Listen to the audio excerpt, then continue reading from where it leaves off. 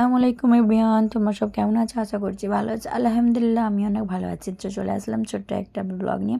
তো আজকে হচ্ছে ঈদের দিন যেহেতু সকাল থেকে কোথায় বেরোনো হয়েছিল নিয়ে আজকে ঈদের দিনকেই মানে বিকালের দিকে একটু সন্ধ্যার দিকে বেরোনো হয়েছিল। এই রেস্টুরেন্টে গিয়েছিলাম আমরা, তো আমরা এখানে অর্ডার করে নিয়েছিলাম। তো আজকে ঈদের দিন যেহেতু দেখছি প্রচণ্ড ভিড় আজকে রেস্টুরেন্টে, তো আমরা এখানে অর্ডার করে দিয়েছিলাম হচ্ছে চিকেন ললিপপ নিয়েছিলাম 2 প্লেট, হচ্ছে চিকেন 65 নিয়েছিলাম। তো এখানে আমাদের অর্ডারটা অনেকক্ষণ ওয়েট করার পর যেহেতু আসছে, কারণ হচ্ছে আজকে ঈদের দিন মানে প্রচণ্ড ভিড়, তাহলে মানে সেই লেভেলের ভিড়, মানে দাঁড়িয়ে থেকে থেকে খেতে হচ্ছে সত্যি। মানে যেহেতু আজকে একটা সবারই খুশির দিন, যেহেতু যেরকমভাবে ঘুরবে ফিরবে খাবে দাবে, এটাই তো হচ্ছে ব্যাপার না, ঈদের দিন বলে কথা।